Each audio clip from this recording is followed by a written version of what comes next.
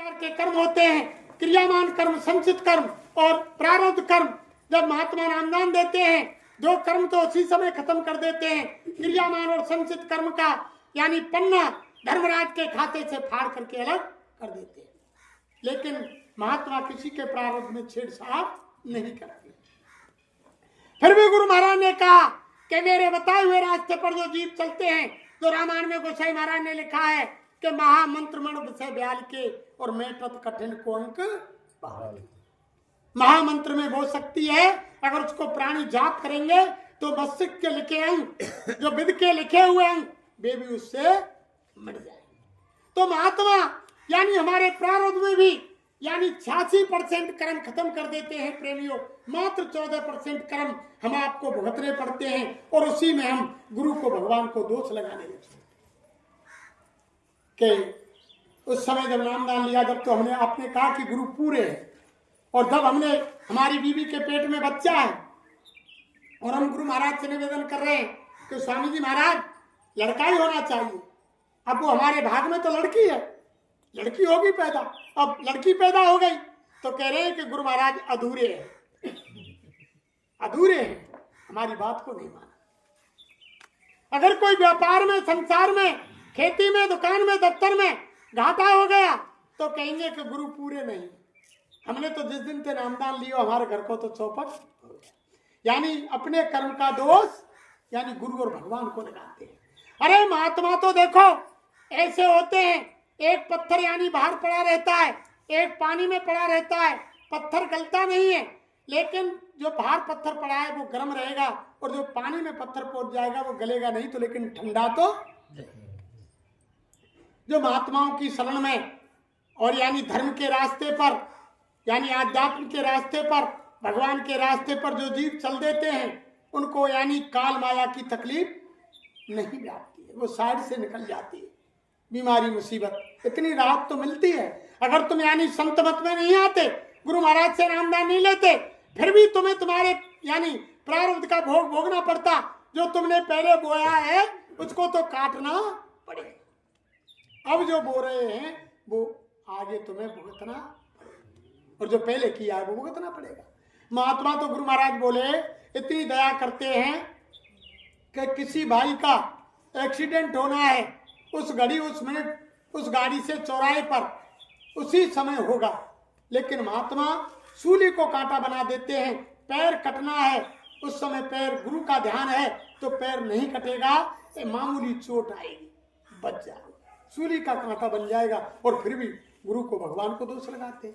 ना जाने कितने जन्म जन्मांतरों का प्रेमियों हमारे आपके यानी अच्छे बुरे कर्म का अंबार लगा हुआ है। चट्टान की चट्टान, पहाड़ के पहाड़ जमा हुए पड़े हुए हैं। गुरु महाराज कहते थे, अरे बच्चा, तुम्हारी कोई औकात ताकत नहीं कि तुम्हारे कर्म के यानी उसको रफा दफा कर दें। तुम्हारे यानी अंतकरण पर, जीवात्मा के अंतकरण पर इतनी गंदगी जमा हो गई अच्छे बुरे कर्म की, बच्चा तुम मूल की क्या चलाए ब्याज को नहीं चुका सकते बिना महात्माओं की दया के। इतना कर्म जम गया, और बाबा जी तो विशेष सहायता कर रहे हैं, और हम तुम समझ रहे हैं कि स्वामी महाराज की दया नहीं हो रही है। भाई हमारा बर्तन तो पहले से ही खराब ना है ना, हमारे कर्म तो पहले, आपने देखा नहीं महाभारत के अंदर जब धृतराष्ट्र के एक से एक पुत्र उनके सामने मारे गए, खूब तुमने सुना होगा महाभारत, एक से एक पुत्र मारे गए। संजय से पूछा, जिनको दिव्य दृष्टि दी थी संजय के लिए व्यास महाराज ने, तो उन्होंने पूछा कि भैया संजय देखो, मेरे सामने मैंने 100 जन्म से कोई पाप नहीं किया, और 100 जन्म से मैं राजा होता चला आ रहा हूं, मेरे सामने मेरे एक से एक पुत्र क्यों मारे गए? तब संजय ने कहा कि महाराज तुम्हारा इससे भी पिछला जन्म देखो, उसमें भी तुम राजा थे, और तुम्हारे बगीचे में एक हंसनी, तुम्हारे बगीचे का रखवाला माली, उसमें आकर हंसनी ठहर गए, उनके एक से एक बच्चे थे, और वो कुछ समय के लिए बच्चों को उस बगीचे के रखवाले वाले के पास छोड़कर चले गए कि हम आ रहे हैं, तब तक हमारे बच्चों की देखभाल करना, चले गए। एक दिन तुम्हारा यानी सिपाही जंगल में गया, जब उनको कोई शिकार नहीं मिला तो बगीचे में जाकर पहुंच गया, एक हंस के बच्चे को मार करके राजा को शिकार बना दी। जब वो शिकार खाई तो उन्होंने कहा कि आज तो बड़ी स्वादिष्ट बनी है, इन्हीं शिकार को तुम रोज लाया करो। ऐसे ही तुम उस एक से एक में जन्म में एक से एक बच्चों को मार करके खाए। फिर हंसनी लौटे। जब बगीचा में बच्चा नहीं मिले, उस रखवाले से पूछा कि हमारे बच्चे कहाँ हैं, कि राजा बच्चों को मारकर खा गया। उसी समय उन्होंने साफ दिया कि जैसे आज हम हमारे बच्चों के वियोग में तड़प रहे हैं, रो रहे हैं, एक दिन राजा तुम अगले जन्म में राजा होंगे और एक से एक तुम्हारे पुत्र होंगे और तुम्हारे सामने आंखों के देखते देखते मारे जाएंगे और तुम रोगे, चिल्लाओगे और बिलकोगे। तब संजय ने कहा कि महाराज ये वही सांप तुमको सता। यही बात भीष्म पितामह की थी प्रेमियों। जब सरसैया पर महाभारत में बहुत समय से भीष्म पितामह बाणों की सेज पर लेटे हुए थे, जब पांचों पांडव और द्रौपदी जब उनसे ज्ञान लेने के लिए जब उस कुरुक्षेत्र की भूमि में गए तो बातचीत हुई, दंडवत प्रणाम हुआ, परिक्रमा की। तब भीष्म पितामह ने पूछा कि योगेश्वर कृष्ण, ऐसा मैंने कौन सा पाप किया है, 60 जन्म की मुझे याद है, ऐसा मैंने कौन सा पाप किया है जो आज मैं बाणों की सेज पर सो रहा। 60 जन्म से तो मैंने कोई ऐसा कर्म किया। तो भगवान योगेश्वर ने कहा, अरे पितामह तुम्हारा 61वां जन्म देखो, उस समय भी तुम राजा थे और तुम रास्ते में जा रहे थे घोड़े पर बैठकर, तुम्हारे हाथ में भाला था और रास्ते में वो दुमोही सर्प, जिसको कहीं साबड़ बोलते हैं, 2 मुंह का सर्प आता है जो काटता नहीं, वो पड़ा हुआ था। तुमने उसकी रक्षा के लिए कि कोई बहन आएगा इसको खत्म कर देगा, भाले से उठाया और जैसे फेंका तो वो कांटों के पेड़ पर, झाड़ी पर जाकर गिरा और उसके शरीर में कांटे चुभ गए और वो सूख सूख करके कई दिन में उसके प्राण निकले। हे राजन, वही सांप तुमको उस सर्प का है, वो भी कांटों पर सूख सूख कर मरा, उसने भी तुमको सांप दे दिया कि जैसे हे राजन मैं यानी कांटों की झाड़ी पर सूख सूख कर मर रहा हूं, एक समय ऐसा आएगा तो मैं भी बाणों की सैया पर सो करके और यानी प्राण त्यागने पड़ा। वो सांप है। तो ना जाने कितने जन्मों का।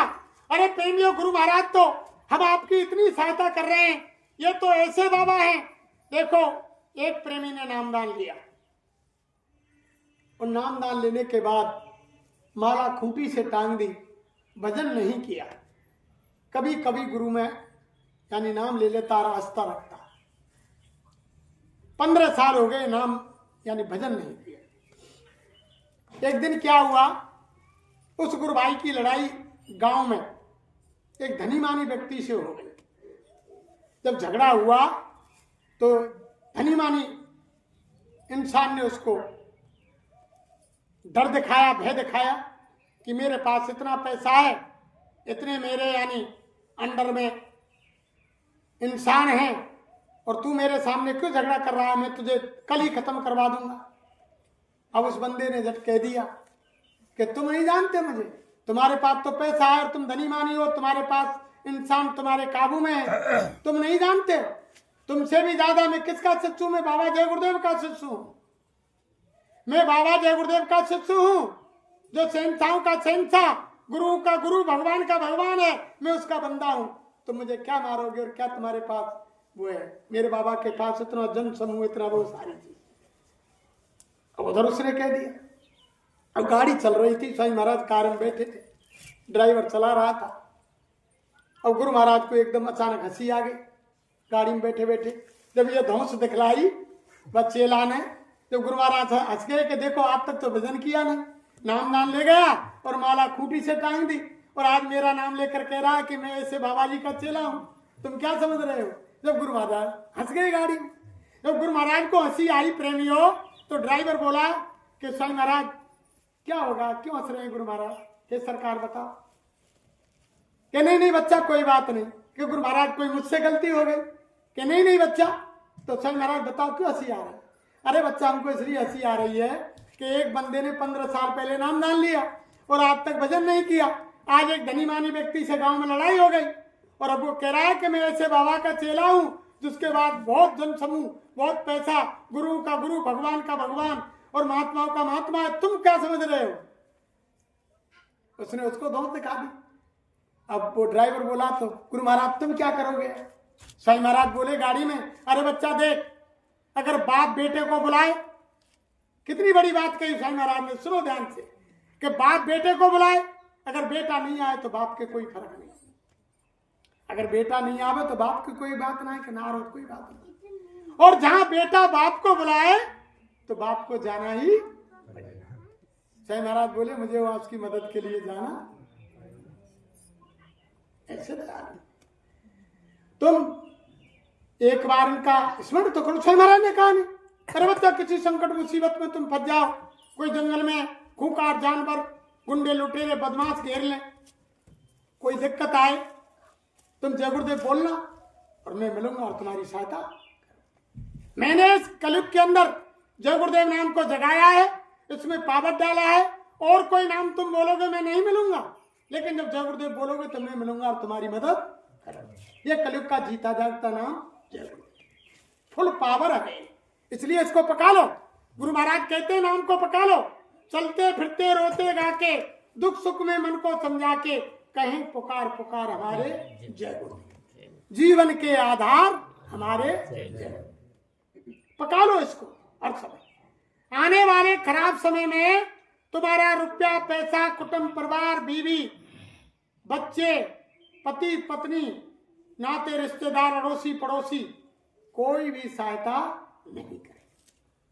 गुरु महाराज बोले उस समय केवल भगवान का भजन ही डाल तलवार का काम करेगा और उसी से तुम्हारी रक्षा, और कोई चीज काम नहीं आएगी प्रेमी।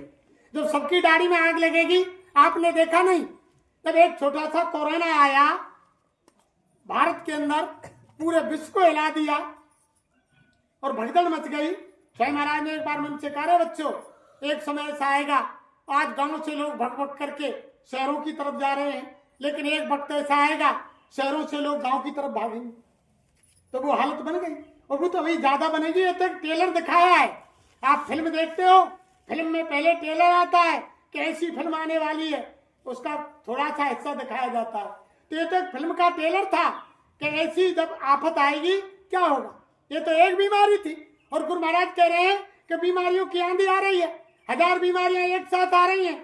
इसमें तो बचाने वाले थे, इलाज कराने वाले थे, लेकिन जब सब परिवार के वो बीमारी लग जाएगी और जब सबकी दाढ़ी में आग लगेगी तो कौन किसकी आग बुझाएगा, कौन किसकी रक्षा करेगा। तो बाबा जय गुरुदेव कह रहे हैं कि अभी से अपना इंतजाम कर लो भाई। इधर से कलयुग जा रहा है, वो अपनी सामग्री मांगेगा, और उधर से सतयुग आएगा। साईं महाराज बोले ना मंच से कि जब कलयुग जाएगा तो अपनी सामान मांगेगा। कलयुग ने हम आपको क्या दिया संसार को, कि झूठ बोलो, चोरी करो, बेईमानी करो, व्यभिचार करो, रिश्वत लो, यानी सारे व्यभिचार, यानी मांस खाओ, अंडा खाओ, शराब पियो, यानी ये कलयुग की सामग्री है। जब वो मांगेगा कि जो मैंने तुमको कर्जा दिया उसे मुझे दो, और हम कर्जे को भोग चुके, हमारे पास है नहीं, तो गुरु महाराज ने कहा कि कलयुग जाते समय वो एक थप्पड़ मारेगा, एक थप्पड़ मारते ही जमीन पर 200 करोड़ लोग धराशायी हो जाएंगे। कहीं जय गुरुदेव पुकार, जमाना बदलेगा, प्रजा बहुत मरेगी जग में, लाशें पड़ी सड़ेंगी घर घर में, उठाने वाले मिलेंगे ना यार, जमाना बदलेगा। वो तो एक कोरोना थे आगो, उठा पारे पैदा ना भय, जेसीबी से लाश उठाई, गड्ढा खोदे और दाग दे। ये तो नजारे आपने टीवी और समाचारों में देखे होंगे सब। तो जब 1000 बीमारियां एक साथ आएंगी तब क्या होगा, तो बाबा जय गुरुदेव तो यानी ये कह रहे हैं कि उस समय कोई काम नहीं आएगा। साईं महाराज कह रहे हैं कि आप मांस, मछली, अंडा, शराब खाना पीना छोड़ दो। तुम्हारे इंसानी शरीर के अंदर मनुष्य के खून में, जानवर के खून में अंतर होता है। मनुष्य की दवाई अलग केमिस्ट्री बनाती है जो एमजी में बनाती है, और जानवर की दवाई यानी अलग केमिस्ट्री बनाती है जो ग्रामों में बनाती है। और तुमने तुम्हारे शरीर के अंदर जानवर पक्षियों को खा खा करके 80% खून जानवरों का कर लिया, मात्र 20% खून इंसान का रह गया, और अनेकों प्रकार की बीमारियों को आमंत्रित कर लिया। जब तुम डॉक्टर के पास जाते हो तो डॉक्टर तुमको दवाई इंसान समझ कर देता है, और तुम्हारे शरीर के अंदर 80% खून जानवर का है, तो वो दवाई काम नहीं करती।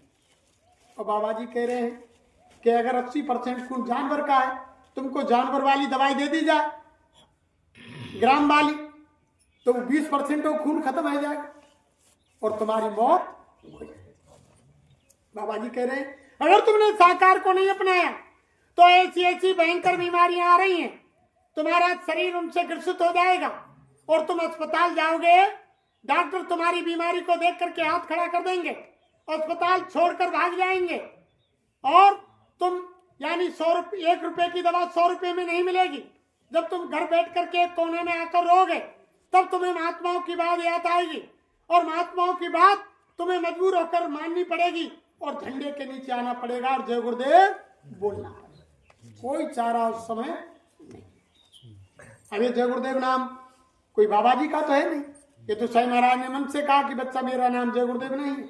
मैं तो जय गुरुदेव नाम का प्रचार ये भगवान का, खुदा का, अल्लाह का, गॉड का, उस बाय गुरु का नाम यानी जय गुरुदेव है। मुसलमान भाई यानी जय गुरुदेव नाम खुदा का बोलो, अल्लाह का बोलो। हिंदू भाई जय गुरुदेव नाम भगवान का, प्रभु का बोलो। और यानी सिख भाई जय गुरुदेव नाम बाय गुरु का बोलो। और यानी ईसाई भाई जय गुरुदेव नाम गॉड का बोलो, यानी उनका नाम है। ये तो इन्हें इसलिए कहते हैं, इनका नाम तो वही है जो गोसाई महाराज जिन्होंने रामचरितमानस लिखी, रामचरितमानस के लिखने वाले गोसाई महाराज हैं, जो उनका पूरा नाम है वही हमारे गुरु महाराज के शरीर का नाम है। नाम हम इसलिए नहीं लेते हैं इनका, जैसे पत्नी होती है जिनकी शादी संसारिक पति के साथ होती है, वो कभी नाम नहीं लेती है। आज की बात छोड़ो, आज तो मॉडर्न समय आ गया, आज तो हमारी नौजवान बहू बेटियां अपने पति को नाम लेके ही बुलावे। लेकिन हमारी बुजुर्ग माताओं से पूछो, वो आज भी अपने पति का नाम नहीं लेती हैं। कहीं भी काम पड़ जाए मित्र बैंक में तो पास में खड़े भाई से कह देंगी कि भैया तुम्हारे ताऊ को, दादा को, भैया को, बाबा को नाम बता दो, लेकिन वो अपनी जबान से पति का नाम नहीं ले। क्यों? कि हमारे धर्मशास्त्र कहते हैं कि अगर पत्नी ने पति का नाम लिया तो उसकी उम्र कम हो गई।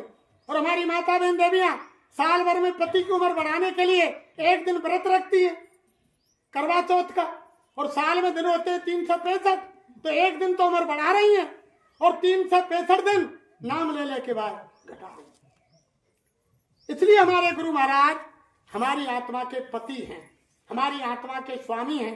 इन्होंने जिस दिन नामदान दिया, हमारी आत्मा की शादी गुरु महाराज से हुई, इसलिए जबान से मन के शरीर का नाम नहीं है।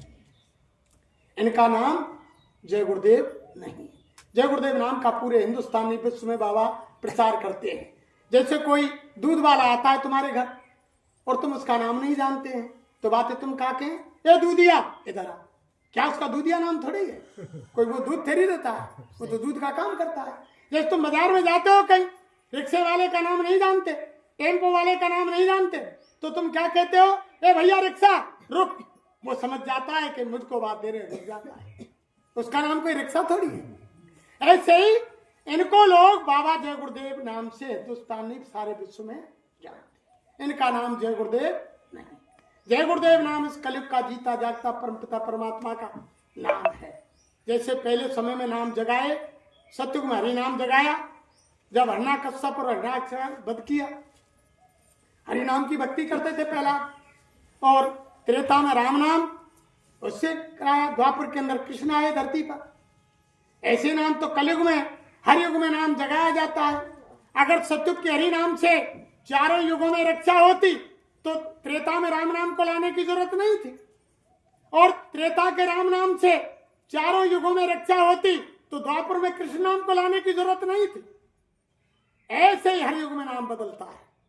तो इस कलयुग का जीता जागता नाम जय गुरुदेव है। कभी शंका मत करना, ये बाबा जी का नाम नहीं है, ये गुरु महाराज ने साफ शब्दों में कहा सीधा। और यानी साईं महाराज देखो, एक भी वचन बाबा जी का असत्य होने वाला नहीं। पहले समय में आज इतना परिवर्तन हो गया। पहले समय में देखो, कोई शादी विवाह होता था तो ये हमारी माता बहन देवियां 10-20 लोग आ जाए तो खाना उनको स्वयं बना देंगे, और कोई जात बारात आवे, कोई फंक्शन हो तो उनमें नाचवे वाले बाहर के आवे और खाना बना वाले कौन हुए? घर के। और आज का है वो 5 आदमी बाहर से आएंगे तो इनको खाना कौन बनाएंगे? हलवाई। और नाच बारे कहाँ के? घर के।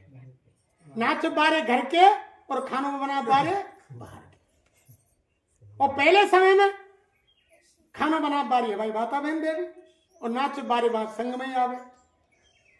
पहले इतनी यानी मर्यादा थी कि हमारी आज बुजुर्ग माताओं से पीछो घर से बाहर नहीं निकलती। और स्वामी महाराज ने एक बार मन से भी ये कहा कि जब कोई कुत्ता रास्ते में बैठ जाए और वाहन को देखकर नहीं हटे, जैसे गाड़ी जा रही है, बैलगाड़ी जा रही है, मोटरसाइकिल जा रही है, कार जा रही है, उसको देखकर नहीं हटे, और घर में औरत खाट पे बैठ जाए और कोई बाहर से इंसान आदमी आ जाए, औरत खाट पे से नहीं हटे, तो समझ लो विनाश की तैयारी, ये विनाश की तैयारी हो गई। तो वो ही अब समय आ गया। पहले समय हमारी बुजुर्ग माताएं, आज भी कोई बुजुर्ग माता खाट पे बैठी होगी और बाहर से कोई आदमी आएगा तो तुरंत खाटा खाली कर देगी। और आज हमारी नौजवान बहू बेटियां खाट पे बैठी रहेंगी तो कोई आ जाइए, लेकिन तो विनाश होना है वो धरती पर, छोटा मोटा विनाश नहीं होगा। पहले घरों पर लिखते थे कि अतिथि देवो भव, लिखे रहे हो, पहले घर में अतिथि देवो भव, यानी कोई आएगा अतिथि आ रहा हो तो वो देवता के समान है, आप आदर सम्मान करें। और आज का द्वार पे चा कोठी बनवा रखी है छोरा ने, त्यारियाम बन रही है मियाँगंज में और नाम में बन रही है। और या गांव ते मिलवे बाप गयो तो मैं लिख रही है कि कुत्तों से सावधान। और दूसरी लिखी मिलेगी कि आप सीसीटीवी कैमरे में कैद हैं। विश्वास बाप का किसी को नहीं कि आप वैसे नहीं आए, सीसीटीवी कैमरा चल लो, सारी रील आपकी बन रही।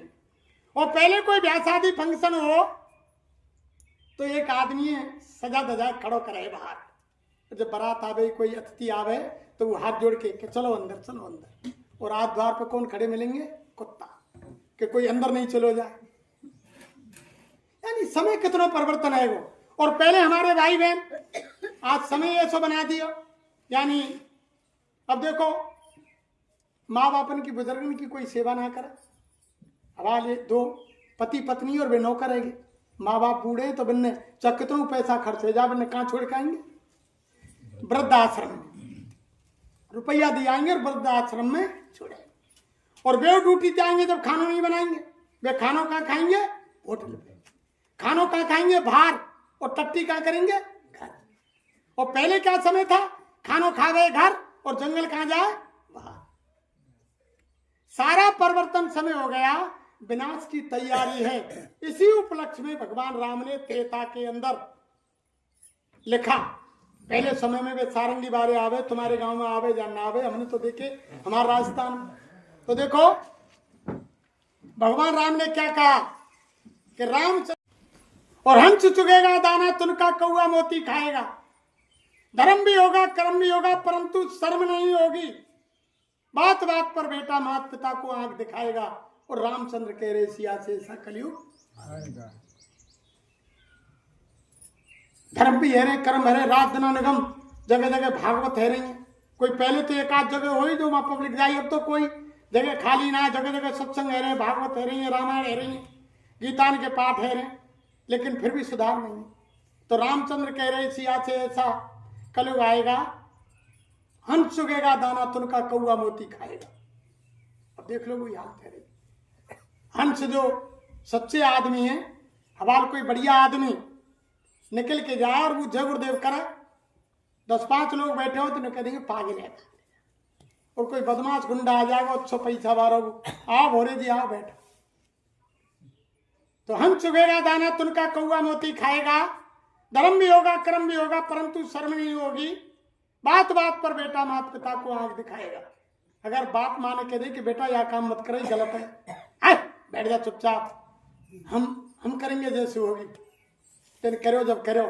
अरे लाला हमने बड़ी मेहनत से मुसीबत से कमाओ पा रहे हो, तू नौकरी लगाओ करो करो जाओ करो, हमको ना करे। ये सारी चीज भगवान पहले कह गए त्रेता के अंदर, जब बीच में 8,64,000 वर्ष को द्वापर था कि कलयुग में ऐसा समय आएगा। कितना समय पहले कह गए, यानी त्रेता के अंत में। फिर क्या कहा, सुनो सिया कलयुग में काले धन और काले मन होंगे, चोर उचक्के नगर सेठों हरि भक्त निर्धन होंगे। अब काले मन आएंगे, भाई भाई में झगड़ो। स्वामी महाराज कह रहे हैं कि मतलब ऐसा समय आ जाएगा, पति पत्नी में झगड़ो, भाई भाई में झगड़ो, जाति जाति में झगड़ो, समाज समाज में झगड़ो, हिंदू मुसलमान में झगड़ो, हिंदू हिंदू में झगड़ो, मुसलमान मुसलमान में झगड़ो, देश देश में झगड़ो। यानी वो समय सामने आ गए। अब भाई भाई में प्रेम ना रही। कहीं बाप ने हिस्सा करे परिवार में, कहूं बेटा को हाथ दो हाथ जगह खेत में या मकान में कम दे दी, तो छोरा ने सोची कि हमारा बाप ही ना रात में लई उठाई, यानी धारदार हथियार, और बाप ही खत्म कर दी। बहुत जगह कांड बीत गए। ऐसा समय यानी भाई भाई में यानी प्यार मोहब्बत खत्म। तो रामचंद्र क्या करे कि सुनो सिया कलयुग में काले धन और काले मन होंगे। यानी आज भौतिकवाद की इतनी होड़ लगी हुई है प्रेमियों कि धर्म जा, कर्म जा, ईमान जा, इज्जत जा, भाईचारो जा, समाज जा, रिश्तेदारी खत्म हो, कुछ भी चले जा, लेकिन क्या चाहिए? पैसा।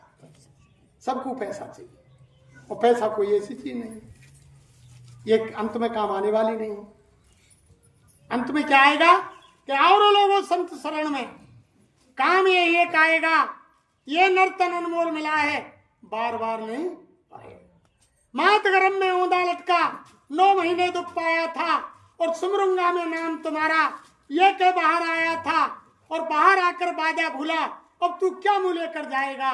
और लोगों संत शरण में काम यही है। हम अपने माँ के गर्भ में जब औंधे लटके थे ना, तो भगवान से वादा किया था कि हे मालिक, हे प्रभु, काल कोठरी से गोंडरक से जल्दी बाहर निकाल। अब की बार तो मैं भूल गया, लेकिन अब की बार जमीन पर कोई काम नहीं करूंगा दूसरा, 24 घंटे तेरा काम करूंगा, भजन ही करूंगा, लेकिन तू मुझे यहाँ गोंडरक के काल कोठरी से बाहर निकाल। कई जन्मों की याद थी, भगवान का प्रकाश, भगवान की आवाज को माँ के गर्भ में सुन रहा था कि अब नहीं करूंगा, अब तक तो भूल गया।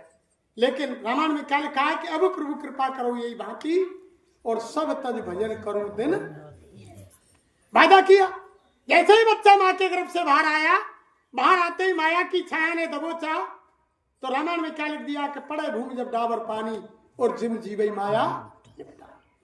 जैसे बरसात का पानी ऊपर से आता है, किसी बर्तन में ऊपर ले लिया जाए तो वो डिस्टिल वाटर का काम करता है, लेकिन जैसे जमीन पर गिरते ही मिट्टी में मिलकर धूमिल गंदा हो जाता है, ऐसे जीव माँ के गर्भ में पाक साफ था, कई जन्मों की याद थी, भगवान के भजन का वादा कर रहा था, लेकिन माँ के गर्भ से बाहर आया, बाहर आते ही सारी चीज को माया ने दबोच लिया। हमारी माता बहन देवियां क्या सिखाने लगी कि दादा बोल, अम्मा बोल, मम्मी बोल, पापा बोल, फिर बड़ो है कोई तुम्हारा मकान है, ये गाड़ी है, बंगला है, ये तुम्हारा चाचा, ये मामा, फूफा, जीजा, यानी संसार की चीज सिखाई, लेकिन भजन के वादे की याद किसी ने नहीं। तब गुरु महाराज आकर मन से बोले कि हम आए हुए देश से जहां तुम्हारो धाम, और तुमको घर पहुंचावनो ये हमारो। तब गुरु महाराज ने कह रहे बच्चे बच्ची, ये तुम्हारा नहीं, धाम अपने चलो भाई, पराये देश नहीं है, काम अपना करो जाई, पराये काम नहीं फंसे, नाम गुरु का संभाले चल, यही है दाम गठबंधन। असली चीज ये है, गुरु के नाम को संभाले चलो, यही यानी गुरु का आत्मा का बंधन है। जब आप नाम को संभालेंगे, असली चीज ये है। तो सुनो सिया कलयुग में काले धन और काले मन होंगे, चोर चक्के नगर सेठो हरि भक्त निर्धन। अब सबन के काले मन अंदर थे, अंदर कुछ है। एक भाई आराम से चैन शान से खूब पैसा सब चीज है, दूसरा भाई बगल में भूखो मर रहा है। और हम रात दिन रामायण पढ़ रहे हैं, रामायण तो ये कह रही है कि पर हित शरीर धर्म नहीं भाई, पर पीड़ा सम नहीं अदमाई, कि दूसरे के साथ भला करने के समान कोई दूसरा धर्म, और पर हित जिनके मन माही, और जग दुर्लभ तिनको कछु नहीं। जो परित करता है, दूसरे की भलाई करता है, संसार में उसको कोई चीज दुर्लभ नहीं।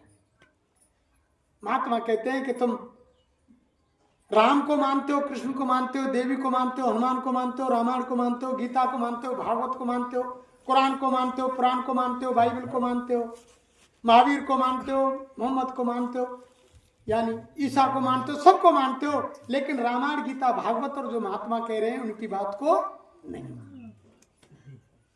रामायण तो मानते हैं कि हमारा हिंदू धर्म का धार्मिक ग्रंथ है, गीता भागवत को मानते हैं कि हमारे धर्म में पूजते हैं, लेकिन कभी ये नहीं सोचा कि रामायण क्या कह रही है, भागवत क्या कह रही है, गीता क्या कह रही है। उनकी बात को हम आप नहीं मानते।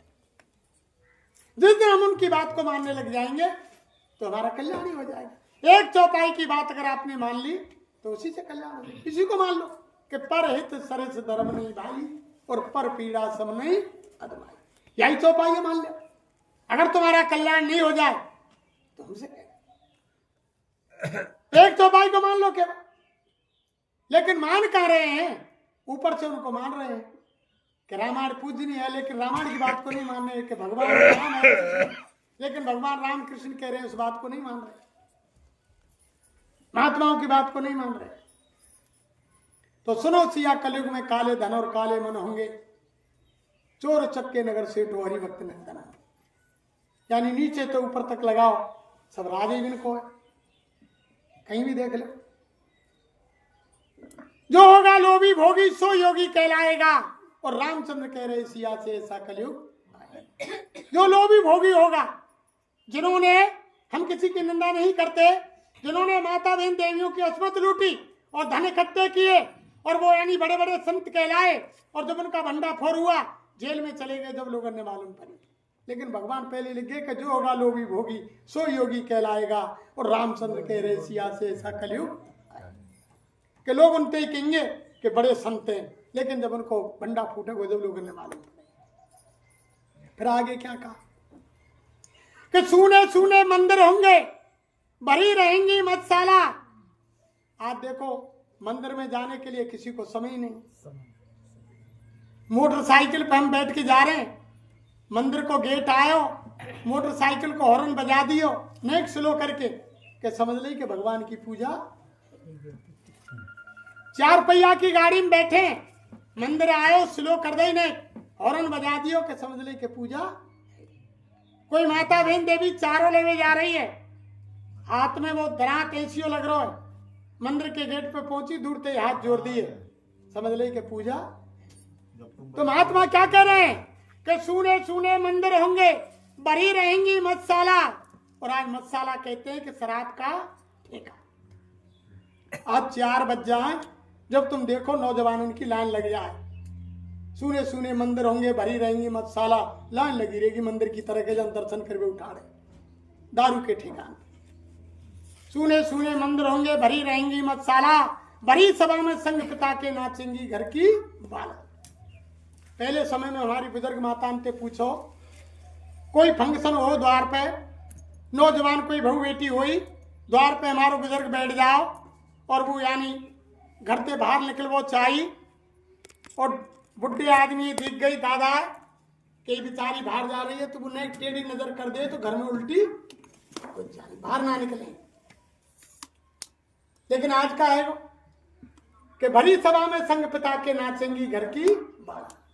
आज कोई जन्मदिन मननो है, कोई माड़ा जग रहा है, कोई और फंक्शन है रहा है, डीजे बज रहा है, फिल्मी गाने बज रहे, तो मैं बहन बुआ भांजी बाप मैया मेहमान छोरी दादा पूरा परिवार, सारी हया शर्म खत्म। सूने सूने मंदिर होंगे, भरी रहेंगी मधुशाला, भरी सभा में संग पिता के नाचेंगी घर की बाला। कैसा कन्यादान पिता खुद बेटी का धन खाएगा, और रामचंद्र कह रहे सिया से ऐसा कलयुग। आज बहुत सी मान ने नकार दे घर से, बहु बेटा रोटी ना दे तो ना तो पियर जाए ना कितों जाए, कहाँ जाएगी अपनी बेटी के। कैसा कन्यादान पिता खुद बेटी का धन। अगर हम रामायण को मानते हैं तो रामायण की बात को देखो, गीता की बात को देखो। जिस समय भगवान राम ने धनुष तोड़ दिया, राजा जनक ने निमंत्रण यानी वो चिट्ठी पत्र लिख के भेजा अपने दूतों को, जाओ अयोध्या में जाकर के राजा दशरथ को दे दो कि आपके बड़े बेटा राम ने धनुष तोड़ दिया, तुम तुम्हारे यानी 2 बेटों को लेकर के बारात लेकर के और जनकपुरी आ गए। जब वहां जाकर के चिट्ठी परमाना राजा जनक का और दशरथ महाराज को दिया गया, दशरथ ने बड़ी खुशी मनाई और अपने सिपाहियों से कहा कि भाई ये राजा जनक के दूत हैं, इनको नौछावर के लिए हीरे जवाहरात लाओ, सोना चांदी के थार लाओ भर भर के। जब प्रेमियों थार लाए गए तो उस समय राजा जनक के दूतों ने कानों में उंगली लगा ली और कहा कि महाराज ये क्या अनर्थ कर रहे हो तुम, जैसे बेटी राजा जनक की ऐसे ही बेटी हमारी है, जहां हमारी बेटी ब्याही जा रही है उस हम घर से दान दक्षिणा लेंगे, हम कदापि अनर्थ नहीं करेंगे। तुम तो लेने की कह रहे हो, हम ये सुनना भी नहीं चाहते कि दूतों को नौछावर दी जाए। कैसा समय था। और आज पालन बेटी ने की बातें हेरो बहुत, इसलिए विनाश होगा धरती पर प्रेमी। बाबा जी का एक एक शब्द काट है, कोई उसको मिटने वाला नहीं है। बाबा जय गुरुदेव जी आएंगे और धरा पे चौथो यज्ञ कराएंगे। स्वामी महाराज ने खुद कहा कि बच्चा एक ऐसा चमत्कार होगा और फिर चमत्कार को नमस्कार, बिना चमत्कार के नमस्कार नहीं होता है। और जय गुरुदेव नाम का झंडा यानी विश्व में तभी तो लहराएगा। ऐसा समय विश्व के अंदर चंद दिनों में आएगा और जय गुरुदेव नाम का झंडा घर घर में लहराएगा। कब आएगा वो? जब बाबा जी दोबारा धरा पर आ जाएंगे और जब तो इतिहास बनेगा। स्वामी महाराज ने कहा ना कि जय गुरुदेव नाम का ऐसा इतिहास बनेगा कि अब तक के सारे इतिहास छोटे पड़ जाएंगे, सारा विश्व युगों युगों तक जय गुरुदेव नाम के इतिहास को बढ़ाएगा, सारा विश्व। तो जब तो बनेगा कि पूरे संसार में है कि बाबा जय गुरुदेव दुनिया से चले गए, अपनी संस्कार कर दिए, 13वीं मना गई और फिर दोबारा आ जाएंगे जब लोगों में भगदड़ मचेगी कि बाबा जी तो फिर आगे दोबारा, तभी तो इतिहास बनेगा। ये तो बहुत बड़ी शक्ति है, ऐसे ही थोड़ी बनेगा। तो सारे काम एक एक होगा प्रेमियों, यानी तभी तो गुरु महाराज ने उत्तर प्रदेश में जब 2003 में विलक्षण कारवा काफला निकाला 31 दिन का और उसका समापन जगरदेवपुर काशी बनारस में हुआ। 2 कार्यक्रम रोजाना सुबह शाम होते। स्वामी महाराज मन से यही कहते, अरे बच्चे बच्चियों जय गुरुदेव बोलने के बाद शंका मत करना, शंका विनाश की जड़ है। अगर पति पत्नी आपस में शंका करेंगे तो झगड़ा हो जाएगा, बाप बेटा शंका करेंगे तो झगड़ा हो जाएगा, समाज शंका करेगा तो झगड़ा हो जाएगा। यानी शंका झगड़े की विनाश की जड़ है, इसलिए शंका मत करो। इसी समय के लिए कहते थे आज लोगों में शंका पैदा है कि बाबा जी चले गए और परिवर्तन मुट्ठी भर लोगों से होना है। बाबा जय गुरुदेव ने कहा था कि मेरे बच्चे इस समय 10 करोड़ हैं और 2 मेरे बच्चे स्कूलों में पढ़ रहे हैं। जब वो यानी पढ़ लिख करके स्कूल से बाहर आ जाएंगे तो मेरे बच्चे बच्चियां 30 करोड़ हो जाएंगे। जब 30 करोड़ हो जाएंगे तो मैं इनको अग्नि पानी में खुदा करके इनकी एक ऐसी परीक्षा लूंगा, जो मेरी परीक्षा में खरे उतरेंगे उनसे क्या काम लिया जाएगा वो भविष्य में बताया जाएगा। अब ये छटनी का वक्त चल रहा है प्रेमी कि कौन गुरु का प्यारा है। स्वामी महाराज ने कहा कि बच्चे बच्चियों सत्संग एक बाजार है, सत्संग एक बाजार है, यहां जैसी इच्छा लेकर के आता है वैसा सामान मिलता है। स्वामी महाराज बोले यहां मथुरा में सब प्रेमी बच्चे बच्चियां आत्म कल्याण की इच्छा लेकर नहीं आए। कोई अपनी बीमारी ठीक कराने आया, कोई गरीब था धन लेने आया, कोई अपने बच्चे की शादी कराने आया कि स्वामी जी मेरे बच्चा की शादी ना हो, कोई गया कि स्वामी जी मेरा यानी कच्चा घर है, छप्पर है, मेरा पक्का मकान बन जाए, कोई गया स्वामी जी मेरे बच्चे की नौकरी लग जाए, कोई वहां सामान खरीदने गया, कोई वहां चोरी करने गया, कोई मेला देखने गया, और कोई गद्दी के लोभ पे गया कि बाबा जी हट जाओ जब मैं यहाँ को महंत बन जाऊंगा, कोई धन के लोभ पे गया कि बाबा जी को सारा धन मुझको आ जाएगा। यानी सब अपनी अपनी इच्छा लेकर गए। स्वामी महाराज बोले जैसी जिसकी इच्छा थी और महात्मा सबकी इच्छा पूरी करते हैं। महात्मा सबकी इच्छा पूरी करते हैं। जिसने जैसा चाहा सबकी इच्छा बाबा जी ने पूरी की। अब बाबा जी देख रहे हैं कि कौन गुरु का प्यारा है, कौन चेला का चेला है, कौन को गद्दी चाहिए, कौन को मान सम्मान चाहिए, कौन को धन चाहिए, कौन को बाबा जी चाहिए, कौन को आत्म कल्याण चाहिए। सारी चीज ये समय यानी परीक्षा की घड़ी चल रही है। जो परीक्षा में खरे उतरेंगे यानी परिवर्तन मुट्ठी भर लोगों से हो। आप ये तो सोच लो, स्वामी महाराज ने जितनी कहानी, और समय कितना है वो है। स्वामी जी महाराज ने वो कहानी सुनाई कि एक देश में अकाल पड़ गया। एक देश में अकाल पड़ गया। अकाल पड़ गया तो राजा ने मंत्री बुलाया कि मंत्री अकाल पड़ गया, क्या करें? कि महाराज गुरु महाराज के पास चलो। महात्मा पहाड़ी पर रहते थे। राजा महात्मा के पास गए। महात्मा ने कहा कि महाराज ब्राह्मण बुला करके जाप कराओ जाप, और तुम्हारी समस्या का निदान हो जाएगा, अकाल समाप्त हो जाएगा। अब राजा लौट कर आ गए। मंत्री से कहा कि जल्दी तैयारी करो, ब्राह्मण बुलाओ और जाप की सामग्री लिखवाओ। अब सिपाही गए दौड़े दौड़े। मंत्री ने कहा जाओ सिपाही ब्राह्मण देख कर लाओ। अब एक स्नान करके कुएं से आ रहा था, तिलक लगे हुए थे, हाथ में लोटा डोर थे। उन्होंने पूछा कि भैया तुम कौन हो? के ब्राह्मण। कि चलो तुमको राजा साहब बुला रहे हैं। ले गए कि महाराज कि तुमको जाप करना है, वो जाप घर बनवा दिया गया है, सामान लिखाओ। अब सामान लिख दिया। और वो बेचारा कुछ नहीं जानता था।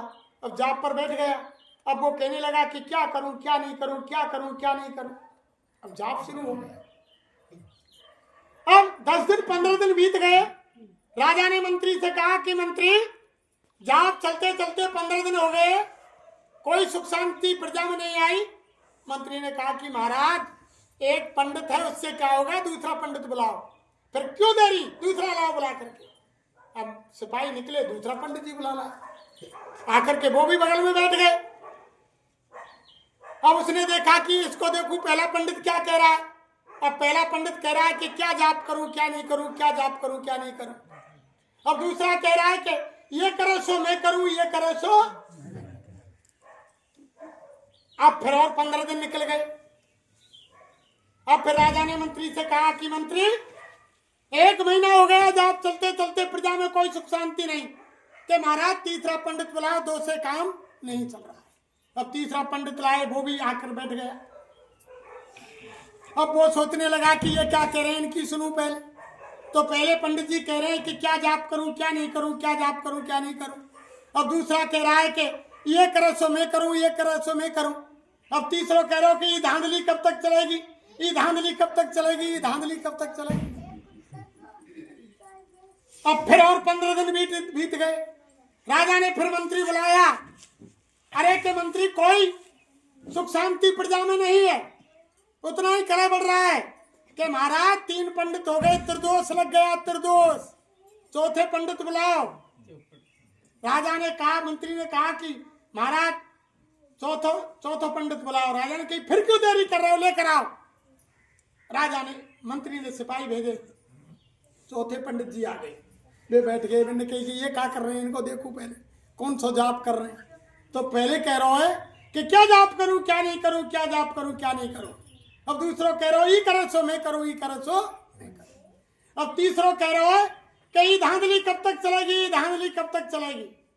अब चौथो कह रहा हो कि जब तक चले, जब तक सही, जब तक चले। अब 2 महीना व्यतीत है प्रेमी। स्वामी जी महाराज ने मन से सुनाई है। अब उधर साहब 2 महीना व्यतीत हो गए। फिर राजा ने कहा रे मंत्री कोई सुख शांति नहीं मिल रही है, कोई सुख शांति नहीं मिल रही है। मान की महाराज आज हम देखेंगे आकर के कैसा जाप हो रहा है। राजा ने मंत्री से कहते हम स्वयं आकर देखेंगे।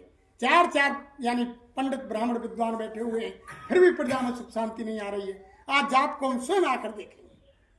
जब राजा बोले वो मंत्री भगे भगे आए। अब पंडित अंत कही के अरे सतर्क है जाओ, राजा आ रहे हैं, जापे देखे स्वयं। अब वे जोर जोर से चिल्लाने लगे कि क्या जाप करूं क्या नहीं करूं, क्या जाप करूं क्या नहीं करूं। दूसरा बोले ये करो सो मैं करूं, ये करो सो मैं करूं। तीसरा बोलो ये धांधली कब तक चलेगी, धांधली कब तक चलेगी। चौथा बोलो जब तक चले, जब तक सही, जब तक चले, जब तक सही। इतने में राजा आगे कि बनी अब तक चल रही, अब नहीं चले। राजा ने आकर कहा कि अब तक धांधली चल रही, अब राजा आगे अब तुम्हारी धांधली नहीं। अब वही तो हो रहा है कि ये महाराज बनेगो तो मैं महाराज बनूं। सही महाराज ने कही करे बच्चा देखना आगे कितने जय गुरुदेव बनेंगे, तुम किसी के बहकाने में मत आ जाना और तुम मेरी तरफ देखना, मैं तुम्हारी तरफ देखूं। अब वो हो रहा है कि ये बन गए, मैं तो मैं बनूं, वो बनेगा तो मैं बनूं, कोई गिनती नहीं। लेकिन जिस समय राजा आ जाएंगे सारी धांधली,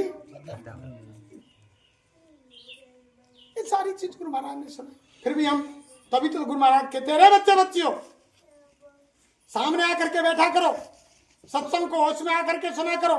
अगर एक भी वचन छूट गया तो सारा सत्संग चौपट हो जाएगा। हम अपने चेत में सत्संग ही नहीं सुनते।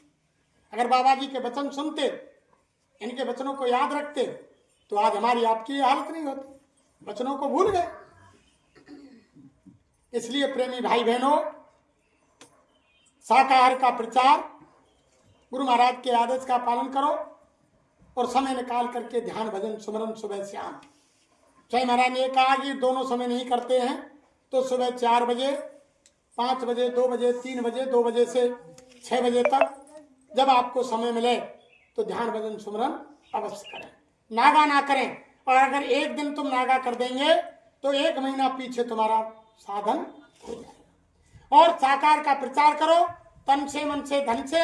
कोई भाई नहीं जा पाता, धन की सेवा दे रहा है, पर्चा छपा रहा है, गाड़ी मोटरसाइकिल में डीजल पेट्रोल डलवा रहा है, उससे डलवा लो, पर्चे छपा दो। कोई तन की सेवा कर रहा है, निकल जाओ प्रचार को। तुम 6 घंटे 8 घंटे भजन नहीं कर सकते। जब प्रचार को निकलोगे 7 दिन में रविवार के दिन 1 दिन निकल जाओ। जब तुम 6 घंटा 8 घंटा प्रचार करके आओगे साकार का, तो गुरु महाराज बोले वो साकार का तुम्हारा प्रचार का समय तुम्हारे भजन में जोड़ दिया जाएगा। और तुम इतना भजन नहीं कर सकते, भजन 1 घंटा नहीं कर सकते, 5 मिनट नहीं कर सकते। जब तुम साकार का प्रचार करोगे तो वो तुम्हारे खाते में जमा हो जाए। इसलिए बाबा जी की बात को मानो, समय बिल्कुल कगार पर है। स्वयं महाराज ने कहा ऐसा परिवर्तन होगा जो लोगों के दिल दिमाग में नहीं है। रात को सोएंगे जब कुछ और सुबह जगेंगे जब कुछ। सुबह जगेंगे जब ऐसा होगा, इंसान इंसान को ढूंढता फिरेगा, मकान मकान देखेंगे कि भैया मकान कहांगे, हमारे घर के कहांगे। ऐसा परिवर्तन होगा। स्वयं महाराज ने कहा कि कोई रोक नहीं सकता है। धर्म धसे चाहे प्रलय मचे, सतयुग जरूर आए। तो सूरदास जी लिख गए, कह रहे मन धीरज क्यों ना धरे, सम्मत 2000 के ऊपर ऐसो योग पर है, पूरा पश्चिम उत्तर दक्षिण 24 काल फिरे, अकाल मृत्यु जगमाई व्यापे पड़ जा बहुत मरे। ऐसा होगा। अरे मन धीरज क्यों ना धरे। ऐसा होने के बाद फिर क्या लिखा है कि 100 वर्ष लग सत्यु आवे और सुख की दशा फिरे, स्वर्ण फूल बन पृथ्वी फूले, धर्म की बेल बढ़े, और काल व्याल से वही बचेगा जो गुरु का ध्यान धरे, और सूरदास ये हर की लीला टारे नहीं।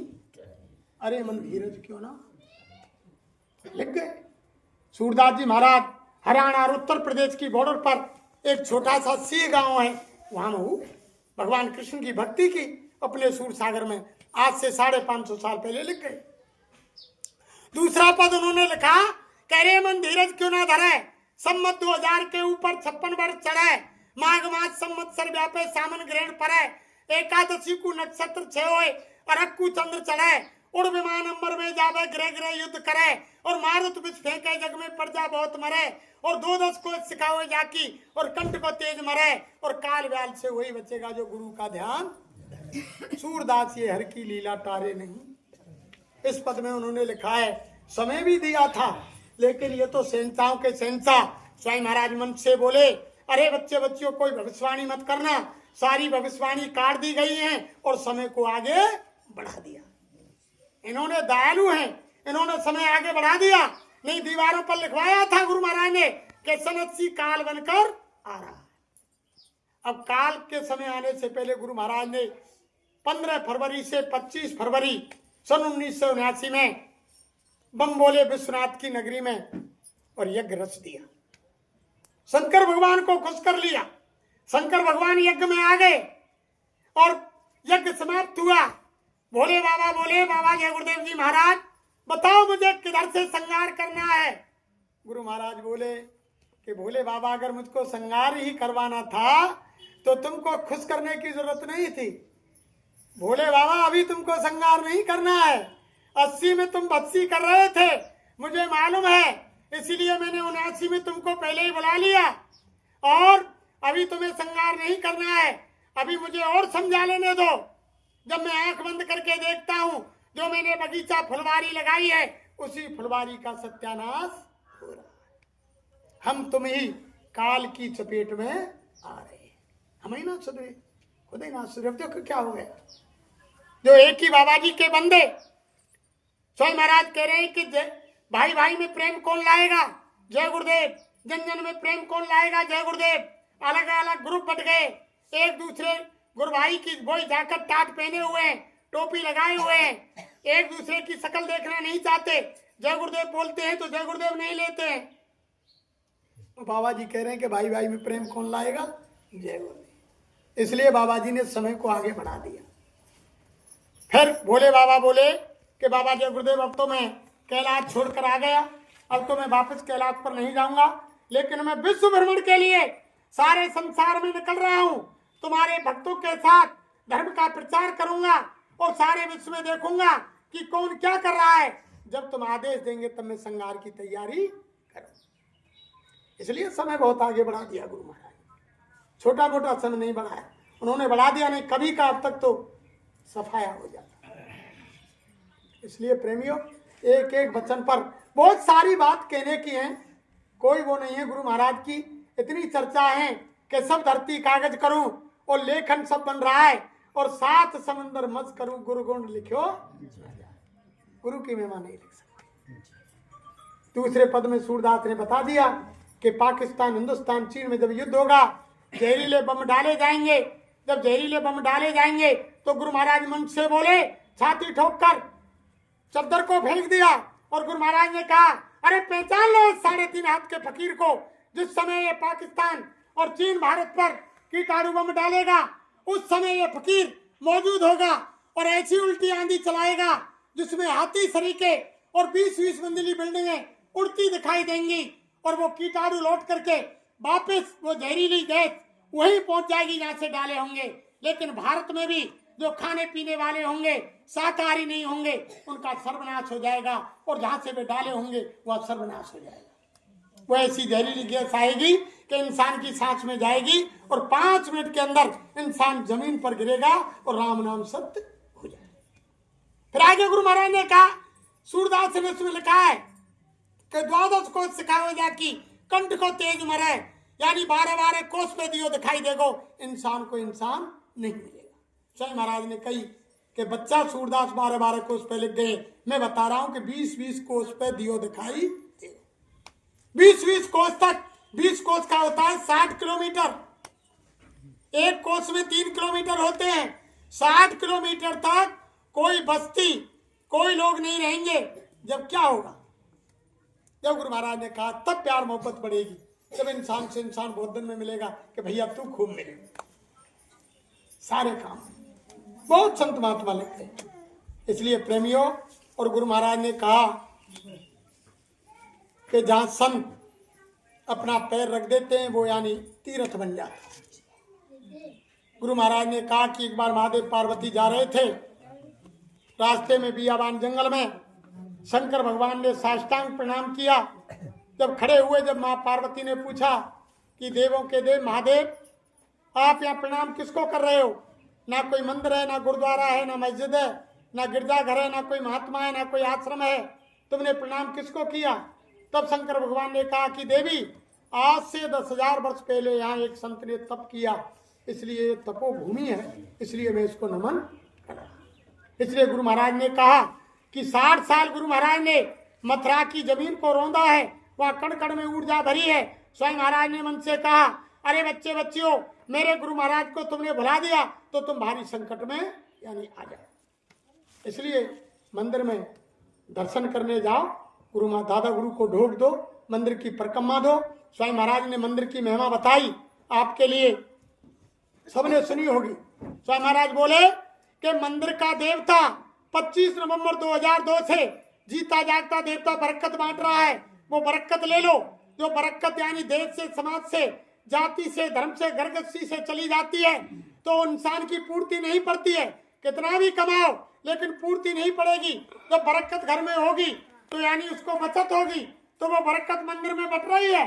मंदिर में रुपया, पैसा, मिठाई, लड्डू आपको चढ़ाने की जरूरत नहीं है।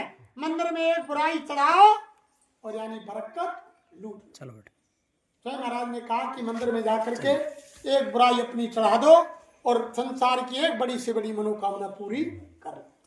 ये दूसरी बात समझना।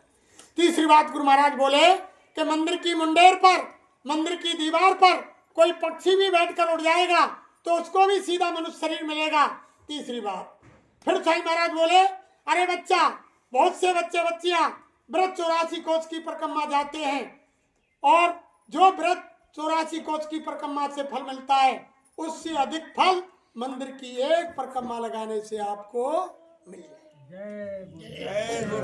वो मंदिर में करामात है। एक परिक्रमा 5 मिनट में और 84 की परिक्रमा 15 दिन, महीना भर, 7 दिन, जैसे जिसका समय लगेगा उतना मंदिर की एक परिक्रमा 5 मिनट में लग जाती है और फल 84 कोस की परिक्रमा से अधिक। तो इसलिए गुरु महाराज की बातों को अमल में लाओ, स्वयं महाराज के एक एक वचन को याद करो और ध्यान भजन स्मरण करो, साकार का प्रचार करो। और हमारे भरतपुर जिले में जयपुर हाईवे पर, भरतपुर से 25 किलोमीटर आगे जयपुर हाईवे पर जय गुरुदेव आश्रम, डेहरा मोड़, जिला भरतपुर बना हुआ है। वहाँ हर महीने तो सत्संग होता ही है बड़ा, महीने के तीसरे रविवार को, लेकिन साल में राष्ट्रीय कार्यक्रम होता है स्वामी जी महाराज के आगमन का। स्वामी महाराज 2010 में 28 अप्रैल को वहाँ काफिले के साथ पहुँचे। 29 अप्रैल में गुरु महाराज ने नामदान सत्संग किया, तो उसी के उपलक्ष्य में 28, 29, 30 अप्रैल का कार्यक्रम जय गुरुदेव आश्रम, जिला भरतपुर, NH 21 डेहरा मोड़ पर मनाया जाता है। तो आप सभी भाई बहन, आप राजस्थान में भरतपुर जिले पर आश्रम पर सादर आमंत्रित हैं। आप सब अप्रैल के महीने में कोई काम खेती का नहीं रहता है, उस समय सब लोग यानी फ्री हो जाते हैं। इसलिए आप सभी भाई बहन समय निकाल करके राजस्थान में एक बार दर्शन अवश्य दें। जय जय गुरुदेव। अगर हमसे कोई कहने सुनने में अपशब्द निकला हो और किसी भाई बहन के हृदय में ठेस पहुंची हो तो आपके उत्तर प्रदेश, उधर हम राजस्थान के बच्चे हैं, हमें माफ करें। इन्हीं शब्दों के साथ हम हमारी वाणी को विराम देते हैं। फिर मालिक के नाम को एक बार जोर से सब बोलेंगे, जिससे उस यमराज की छाती में जाकर धक्का लगे कि आज आपके गांव में मालिक की चर्चा हो रही। जय गुरुदेव, जय गुरुदेव। पार करेंगे। जय